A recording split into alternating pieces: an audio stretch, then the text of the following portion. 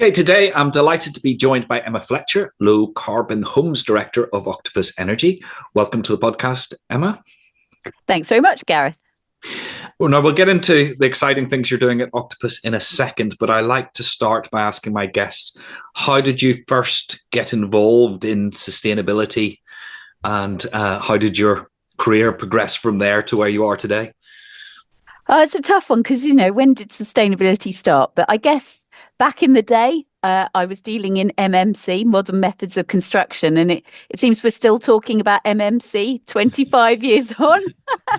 So I think the reality is that things always start a bit more when it's close to home. So the real focus for me was when I was building homes for the affordable housing sector, and then looking at things like the Code for Sustainable Homes, and sort of just looking at sort of things like mechanical ventilation, seeing how those have taken off. But it's been a very long tail to get to now.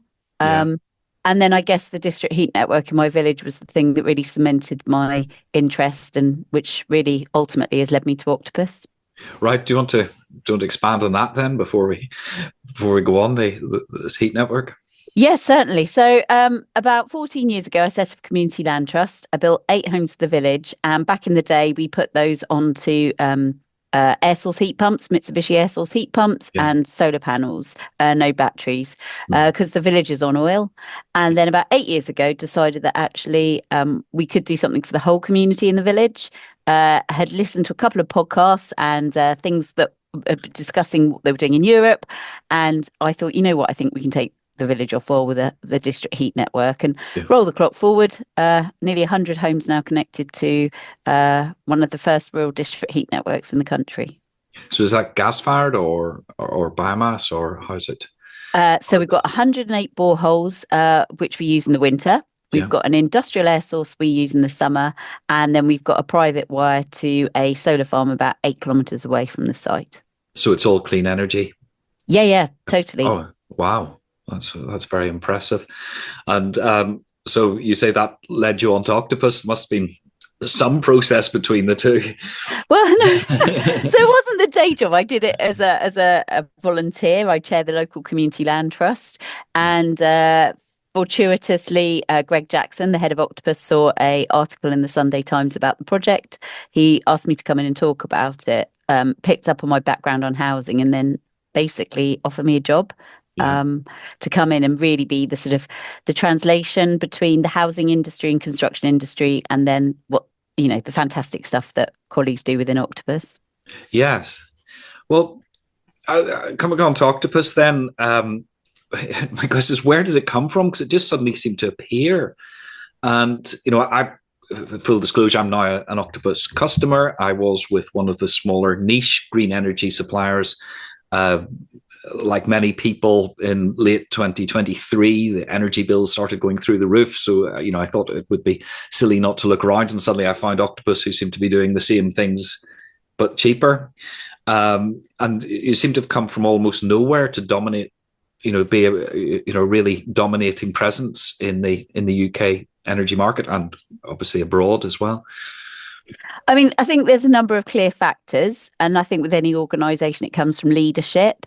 And there was a very tight group of the senior leadership that came together and really drove the business forward from the very start. I also think a really clear laser focus on customer service Mm-hmm. and doing the right thing by the planet. And I think when you've got really good leadership and a clear, direct vision that you can stick to, I think you then find, or the right people find the tribe, and then you can grow the business and scale it pretty quickly because, when you're passionate and doing the right thing, Yeah. it really drives you forward. So, I mean, at the end of the day, we're a data company though, and the opportunity was seen because the industry as a whole was pretty stuck in its ways. So I think coming in as a data company into an energy industry, that's the real secret sauce to the innovation and disruption. So perhaps you could unpack that a little bit, the bit about the data company. What is the data you're actually managing, and how are you managing it better than everybody else? Okay, so our secret source is a platform or computer or I guess a group of algorithms which comes together and forms our Kraken database. Mm. And that database does everything from doing your bill or my bill and everything at a household scale level, but then goes all the way up to trading with global energy prices and deciding when to import and export, mainly import, I guess, from Europe into the country. But then it's also controlling all of the solar farms that Octopus controls. So we manage 1 in 10 of the UK solar farms. We've got wind turbines and other assets. It takes in weather forecast data so it can predict into the future as to what's happening. And the long and short of it is it's controlling a myriad of energy sources, a big macro level down the same old wires we've always used, but then to the household level where we've also got micro generation and micro storage. And we basically call that flexibility, the ability to use power when it's green and cheap and store it and then use it or stop using big fossil fuel powered power stations when the grid really needs it. So storing to get over that hump. So is Kraken unique? Was that the new thing, or do other energy providers have similar software that just doesn't do the job quite so well? It was unique at its time when it came into the market. And basically, this was the disruptor, the ability to micromanage all of these new generation assets and storage assets. If you're with E.ON or EDF, actually, they do license part of Kraken in order to do the customer billing and servicing. Similarly, there's a couple of broadband companies and a water company. And then the reason why we operate in over 15, I think it's now even 18 countries around the world, is other people now license Kraken from us because it's such a good database from which to bounce your utility business off. Obviously, there's different amounts and different degrees of Kraken, but Octopus is considered to be the sort of the main customer of Kraken now, if that makes sense. Mm-hmm. And then in time, other customers will be able to buy in different types of bolt-ons in order to operate across the wider Kraken platform. Yeah, and then going back to the genesis of Octopus, was it always the intention to make it a green company, for want of a better word, or did those commitments to low carbon energy, evolve over time? I think the focus of being green, right for the planet, and electrification was always the focus. Mm-hmm. If you listen to Greg Jackson speak, he will always say he struggled a little bit and then came to the conclusion that we should be also providing gas to customers in order that we could help those customers then transition into electric positions later on. So yes, I think very much was the focus was electrifying, doing the right thing by the planet, but very much a focus on the customers. And then over time, the green tech has kind of been built into the business to help customers with that transition. So a sort of a natural evolution on, really. And sort of, I suppose, moving on to your role specifically on low carbon homes, it appears the company's taking a more holistic approach than most. Not just we sell you electrons and molecules of gas, but we're going to provide more of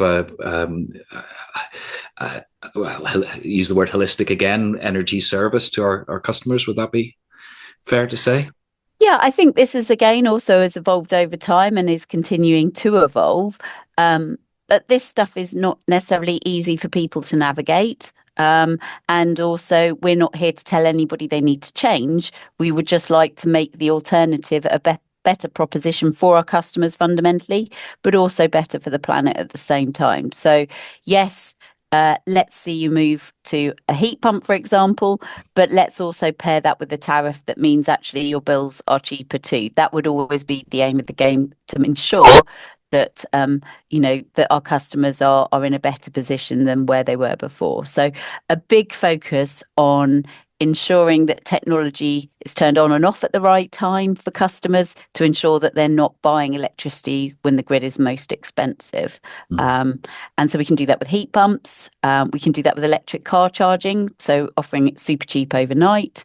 And then also now more recently encouraging customers to buy solar panels and batteries in order that they can generate at home and really, not have to pay huge amount of cost for larger transmission of electricity down big cables. They can literally generate and store at the household level.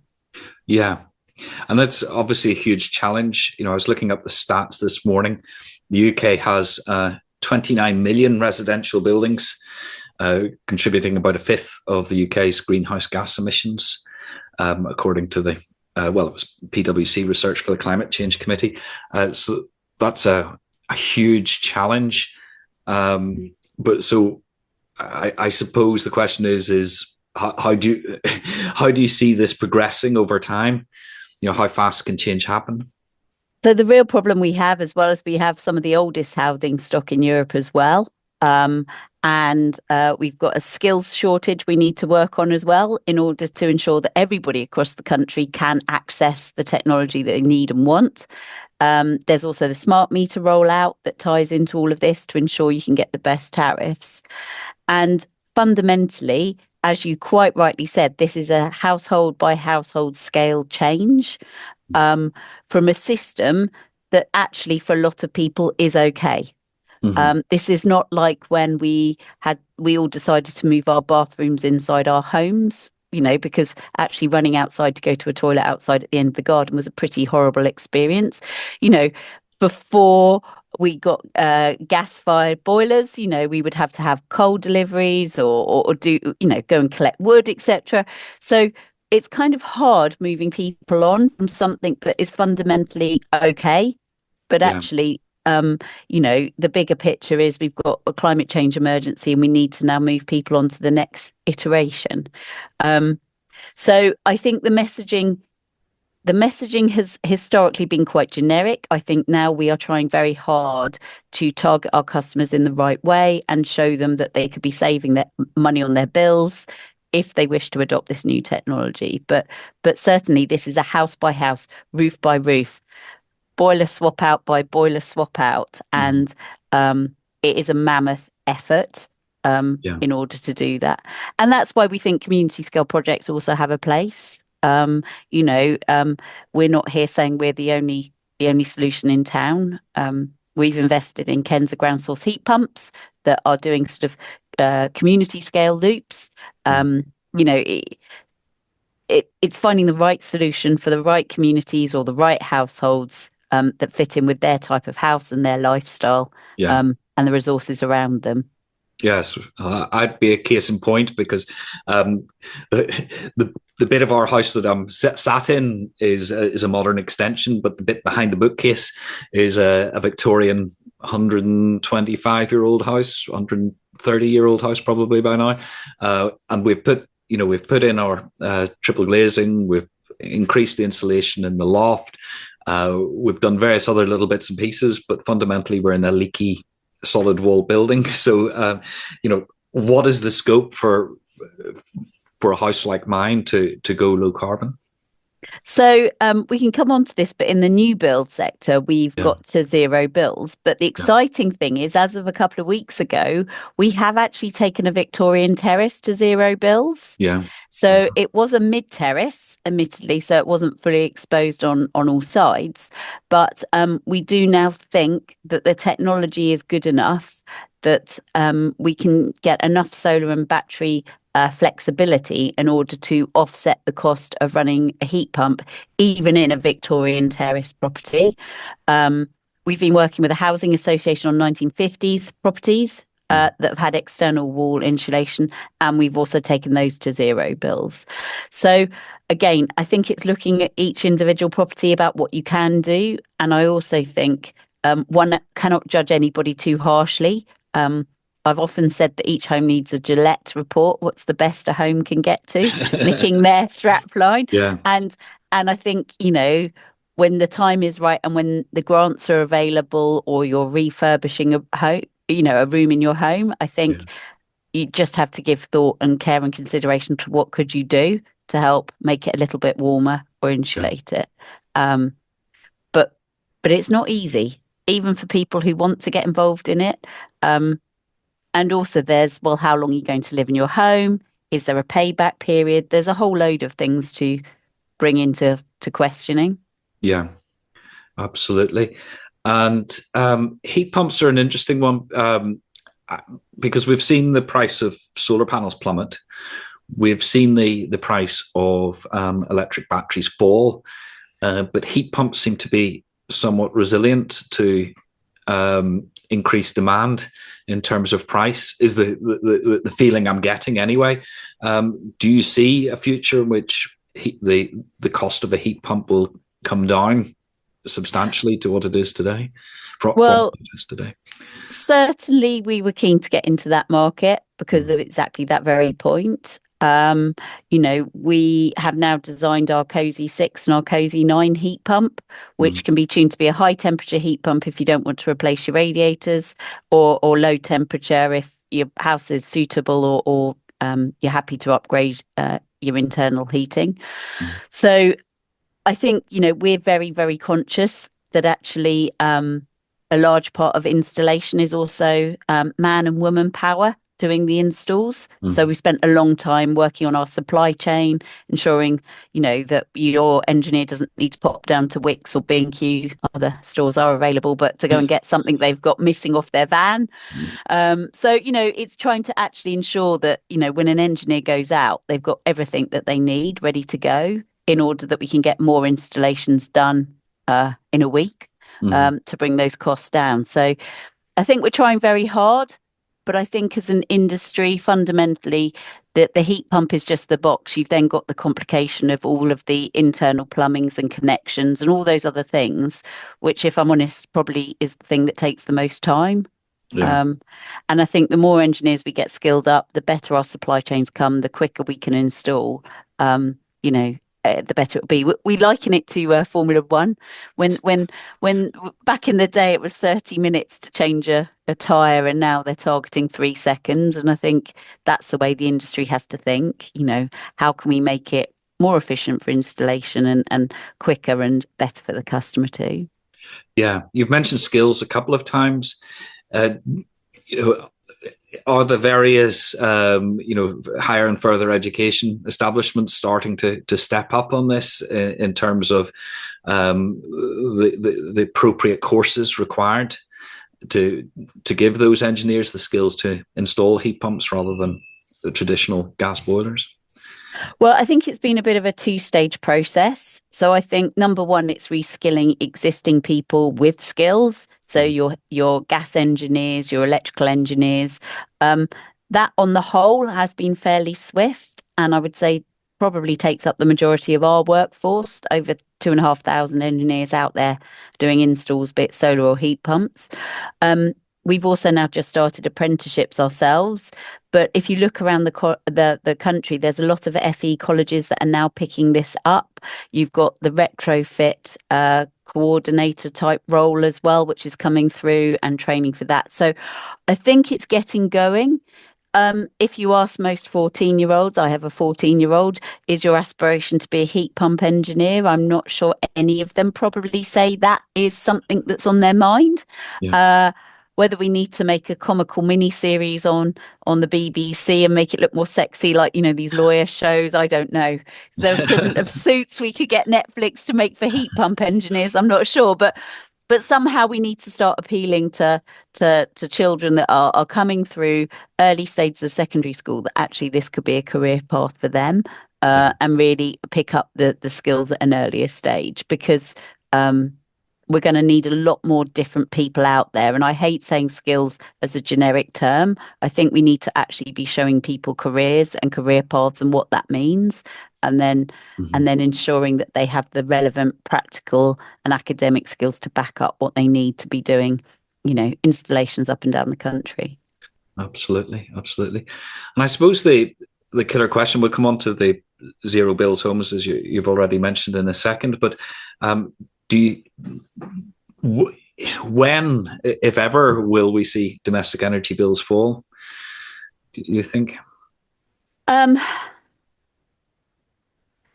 real issue is flexibility. Mm. We're only going to be adding more and more solar farms, wind turbine sites, battery storage into the system, and more of these things at household scale. The Yeah. ability to control them is how we will see energy prices fall. Um, One of the things we have seen, for example, is the mass rollout of solar in England on social housing, but in Wales we saw a mass rollout of solar and battery. Yeah. Um, so for social housing tenants in the UK, they've only had the ability to use the solar during the day when they're around and about, whereas in Wales, the tenants there have had the ability to use batteries at night. So I'm very much encouraged that the latest wave of funding is actually going to allow batteries into England as well, which Mhm. will see people's bills come down. Yeah. Um, but I think, unfortunately, for those that maybe don't want to embrace the electrified world, Yeah.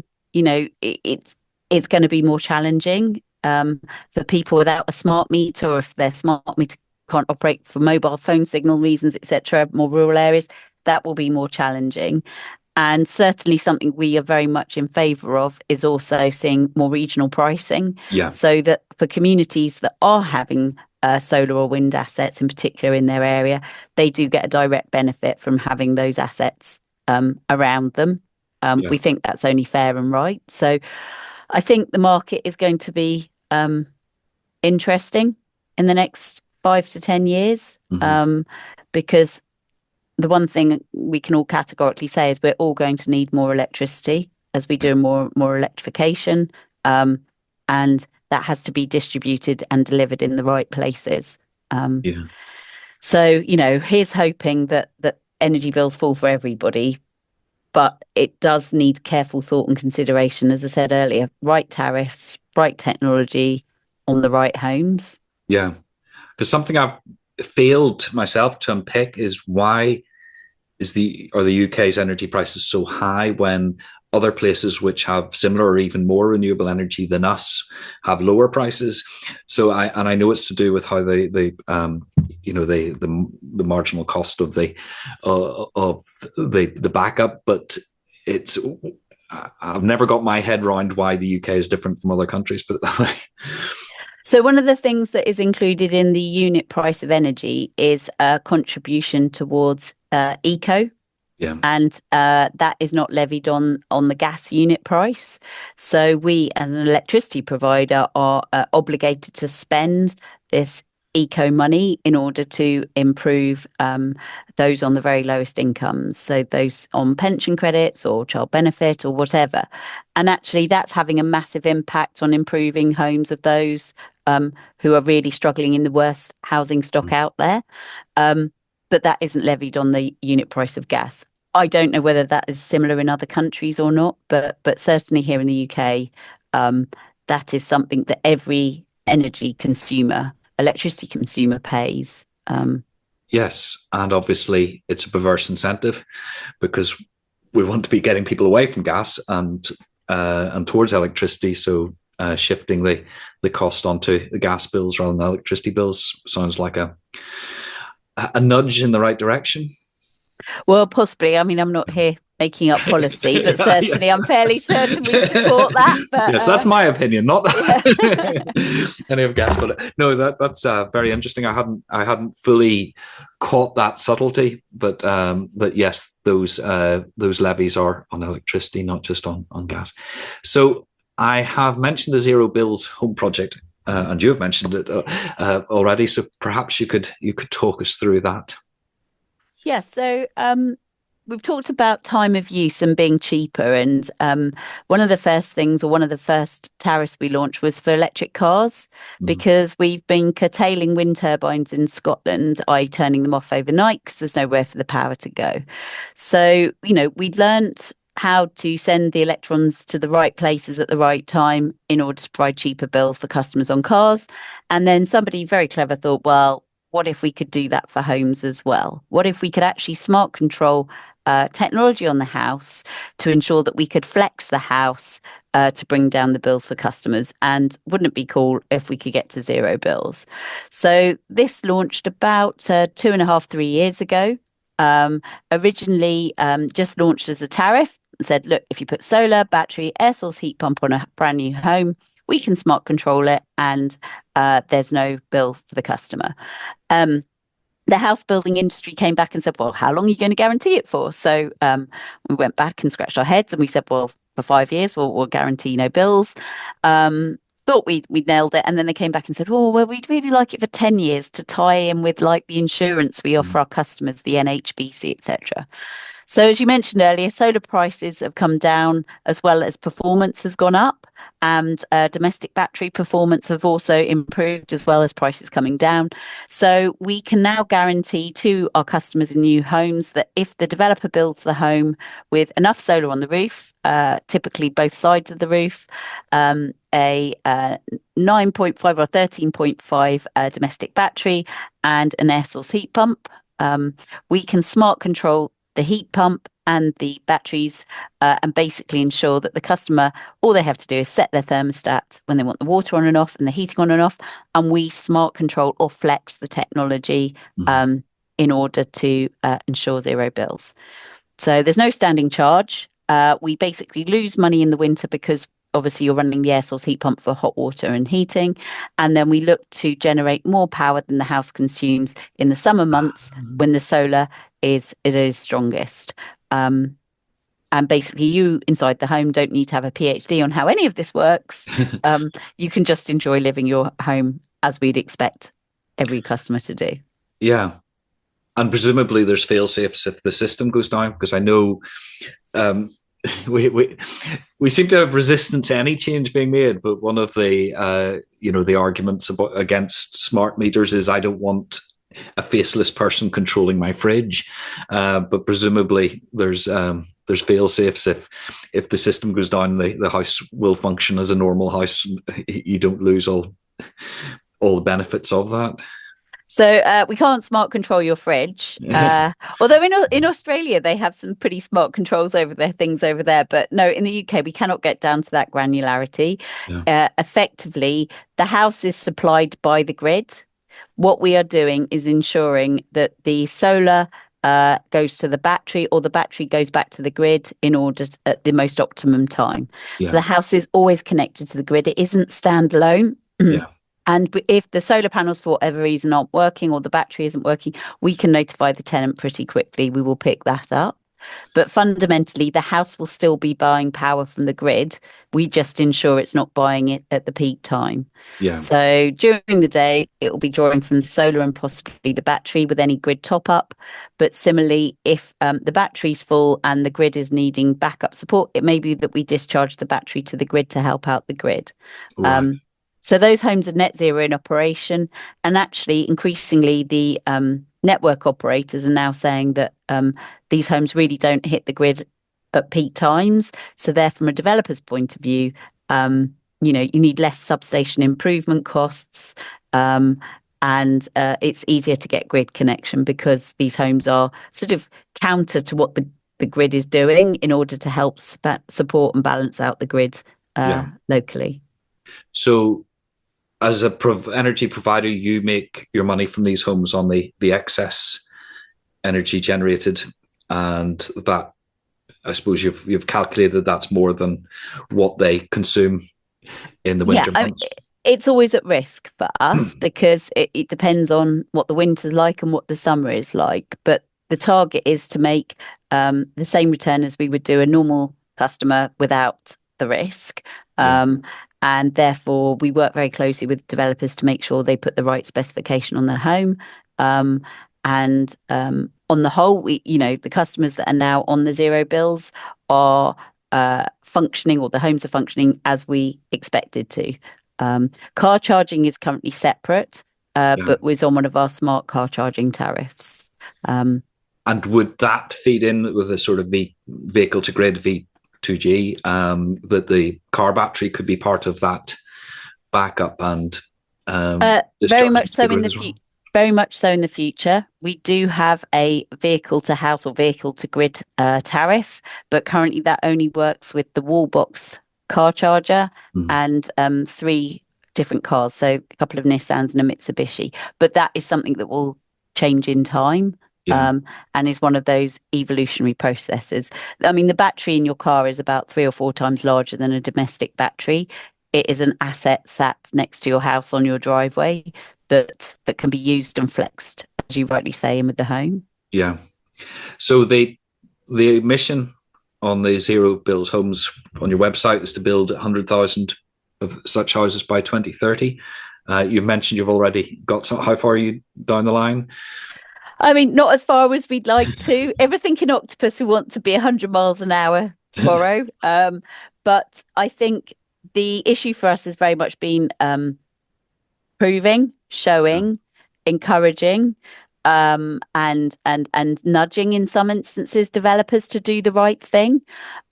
We have seen a huge takeoff in this project in the zero bills technology with more the SME builders who are trying to differentiate from the PLCs.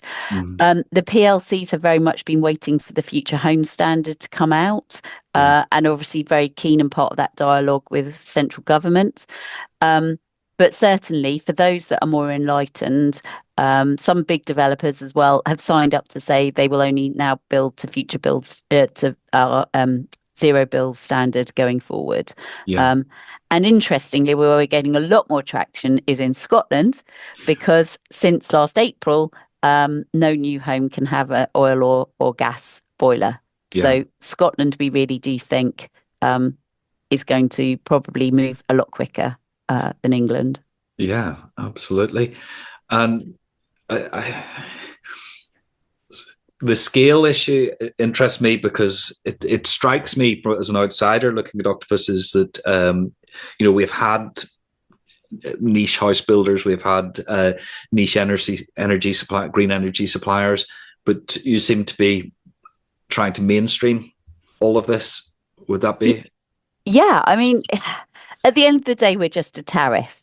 Yeah. At the end of the day. And so if homes are built to this standard, they qualify for the tariff. Yeah.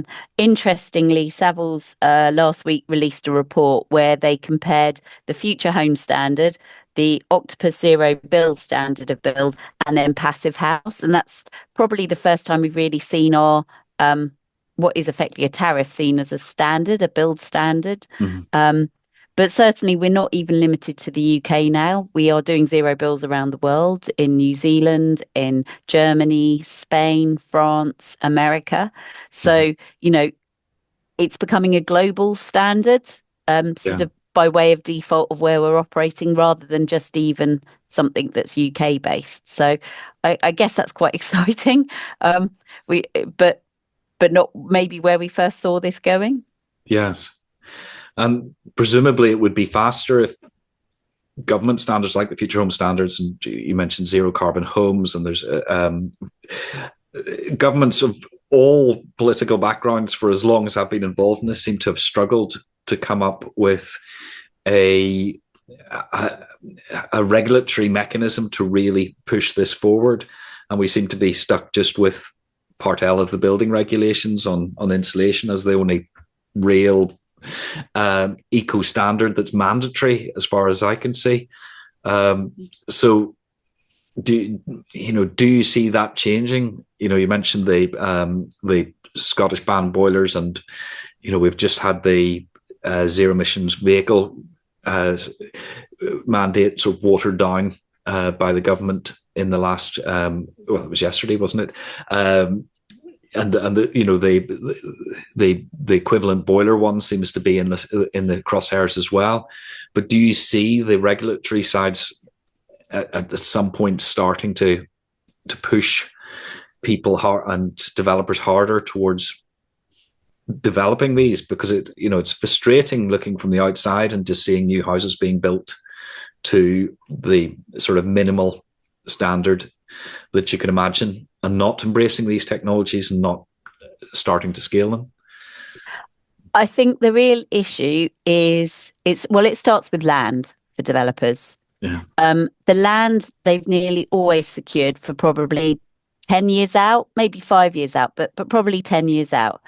That land has had to be promoted through maybe one or two iterations of a local plan. And then by the time they actually go and put a spade in the ground, it's been a very long time with a lot of upfront costs. Yeah. And a lot of assumptions are already baked in. in order to get economies of scale to cover some of those costs, the house builders have got standard house types that they've worked on for very many years, which they alter as and when building regulations change, etc. They're then buying ahead with their supply chain in order to get the very best price to build the homes. So trying to unpick that and effectively put a breaker into the system is always going to be really difficult for those house builders to accept, because their workforce, their regions, everybody's working to the same pattern book. And let's be honest, they're the bulk of the suppliers of our homes if we're going to get to 1.5 million new homes as required. So trying to change that is hard, but actually now the economics are starting to make sense. Solar panels have become more efficient. They've dropped hugely in price. For a lot of the developers we're now speaking to, they've probably got to put at least one side of solar on anyhow. And the in-roof solar systems now are nearly, if not the same price as putting on a roof. Yeah. So I liken it to whether you have a pet chicken or a pet guinea pig. You can have a pet guinea pig, but you're unlikely to consider having it for lunch. So it sort of sits there and you feed it. If you have a pet chicken, it actually lays you eggs. I would never touch our chickens, by the way, but our chickens lay eggs. So they're kind of a useful pet, right? They Yeah. take your scraps, they give you eggs. So why not think of it as a solar roof? It's a roof that actually generates electricity. Yeah. And so therefore, why not bake that in from the start? Um, the heat pumps are coming. You know, if you don't have to install a major gas main through your development as well, that's a cost saving. So with the batteries as well going on the outside of the house, there's less wiring. You can get a battery inverter all in one box. So you're not having to put stuff up in the loft. You're not having to make a bigger loft hatch. You're not having to put, any sprinklers in if you're worried about fire. So I genuinely think as costs and convenience have come down, it's becoming harder to ignore. Mhm. And then taking my point about grid constraints, there are a number of sites that, can't get power for some years. Time is money in development. If you've already held the land for 5 or 6 years, the ability to get on and start building really has value. Yeah. Um, Similarly, we have seen evidence that the homes are letting, certainly for the build to rent sector. They're letting quicker. Yeah. Um, and also, we are seeing evidence that in some areas they are selling for more as well. Yeah. So I think the economics are starting to stack up for developers. So Yeah. I think that's probably, it's a bit of head, bit of heart, um, you know, and at the end of the day, developers need to sell homes to go and buy their next site and reinvest. So Yeah. that's key. Yes. Yeah. Although obviously there's always that um we have this problem all the time is that the developers pay for the cap or putting in the capital goods, but they're not having to pay the bills afterwards. Uh, I'm not. I can't help thinking there should be an incentive on that of sort of through life costs on developers, so that they are incentivized to look at going from the guinea pig to the chicken, as you would put it, the house owner then continues to get the eggs.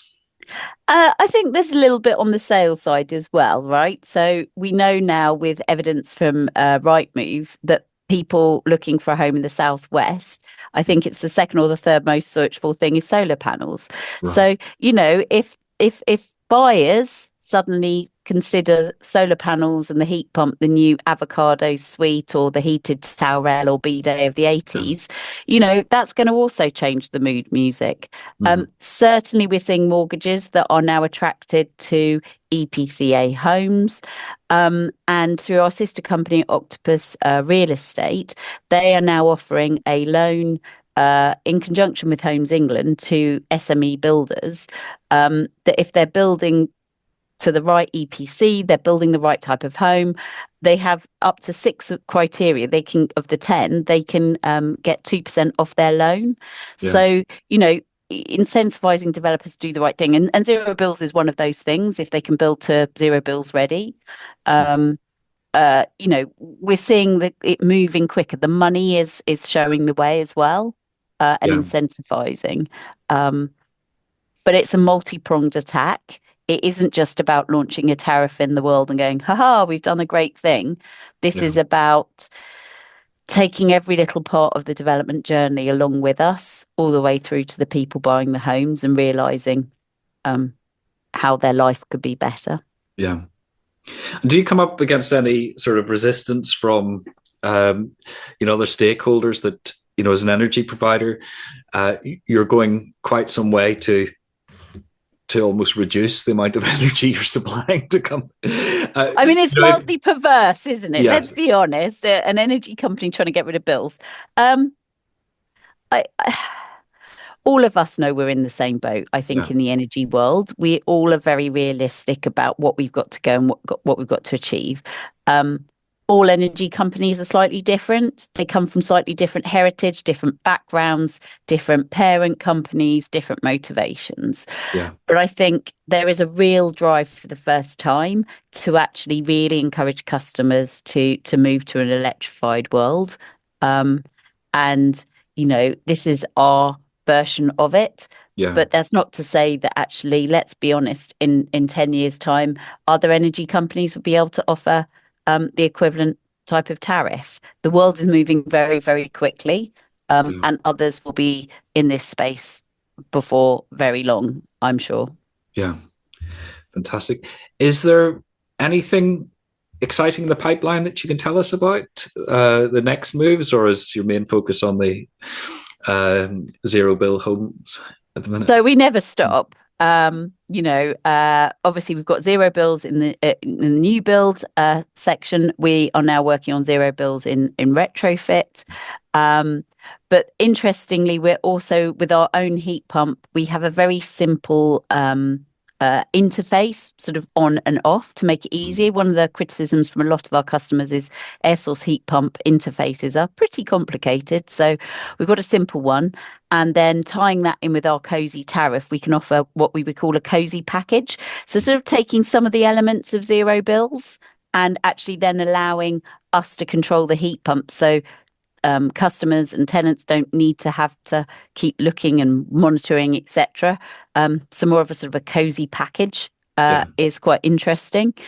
And then we also have a new tariff that we are in the process of launching called Tenant Power, which takes again some of the technology from zero bills, but effectively allows landlords to provide a discount on the bill to their tenant, which we set with them and agree with them.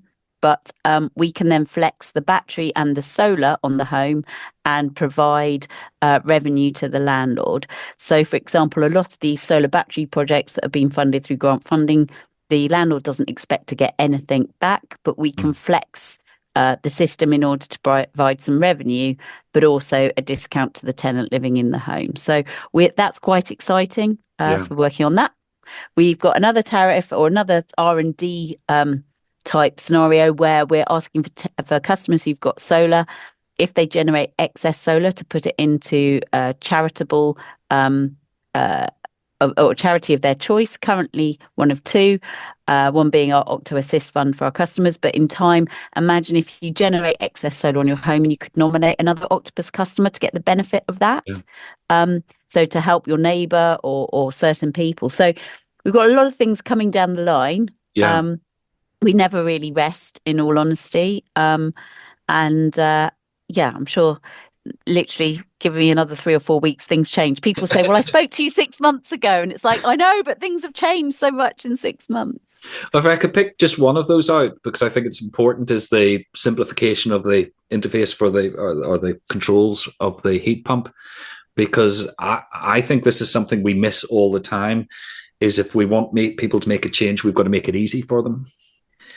Easy for them totally. To operate the new system. And I don't want to hype up Octopus too much, but when I switched to Octopus, it was it was somebody providing us with green energy at a lower price than our current provider, plus the website was just the most simple thing I'd ever had to use, and it just made making that transition and continuing to be an Octopus customer so easy. So I'm impressed the way that's filtering through these other new technologies to demystify them and make them easy to use. And I assume that's a conscious effort. Very, very much so. If it's difficult, nobody wants to use it. And also, at the end of the day, we're all busy people. Nobody wants to get out a manual or find a website and have to work out how to use something. It just should work Yeah. without much thought or time and effort. And also, it has to be a bit of fun as well. So, Yeah. there's little octopus faces on the interface. We have a super simple boost button, which just has a red light for off and a green light for on, which makes it easy. And then the heat pump itself, you can now personalize with stickers. So you can put your own little face on your own heat pump as well. So, it always has to have a bit of octopus fun magic sprinkled on top. Yeah, absolutely. And I've kept you for a long time. Thank you very much for your time and insights today. But my final question is: if you decided to retire tomorrow, spend more time with your chickens, what would your advice to your successor be if they were coming in from outside Octopus, say? Don't look backwards, always look forwards. Yeah. Don't look at what else anybody else is doing. Just push forwards. Hold by the vision, the drive, the ethos to do right by our customers, right by the planet. And I don't think you could go too far wrong. Brilliant. Well, that just leaves me to thank you again for joining us today and providing that great insight to a whole range of domestic energy issues and how Octopus is addressing them. Thank you, Emma. Thanks very much.